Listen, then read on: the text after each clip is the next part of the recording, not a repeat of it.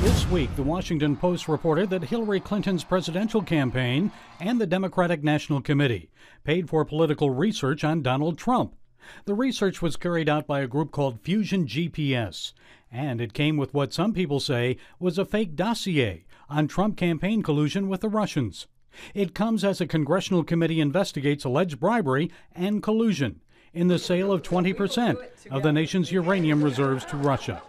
Judicial Watch is a Washington, D.C. legal group that is trying to learn the truth. I sat down with Tom Fitton, Judicial Watch president, for more. Let's talk a little bit about Uranium One. It looks like it has the potential to be a big scandal. 20% of the U.S. uranium supply was sold to the Russians at a time when Hillary Clinton was Secretary of State.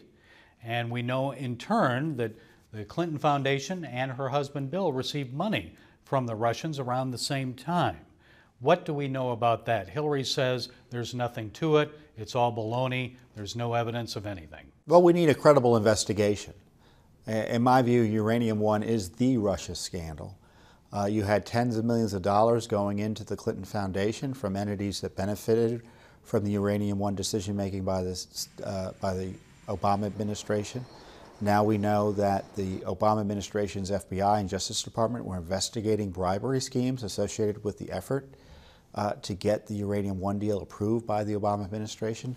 That was kept secret and suppressed from the American people.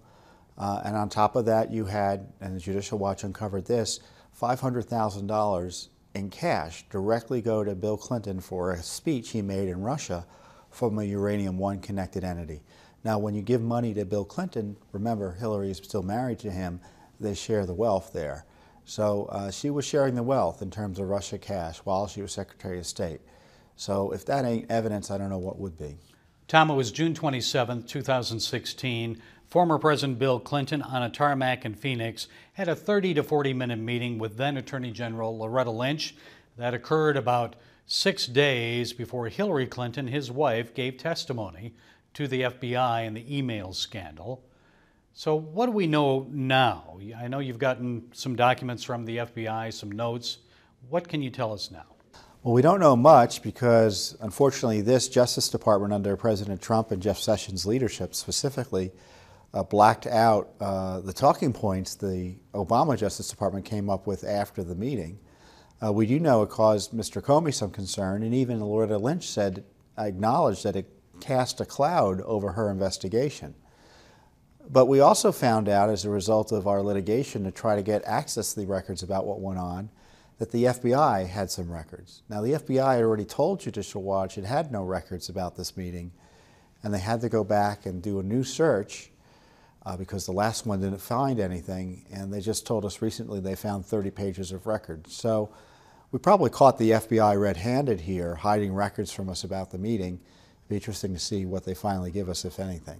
And we know Hillary Clinton aide Huma Abedin, her estranged husband, Anthony Weiner, had 2,800 emails on his computer. Well, Huma Abedin and Anthony Weiner unsurprisingly shared a laptop.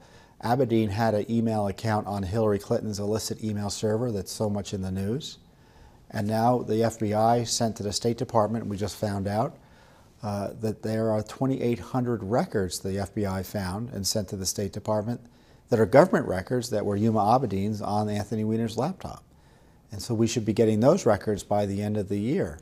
If the past is any indication of what we'll see, we'll find classified information, we'll find pay-to-play information, information that shouldn't be on anyone's personal laptop, let alone Anthony Weiner's.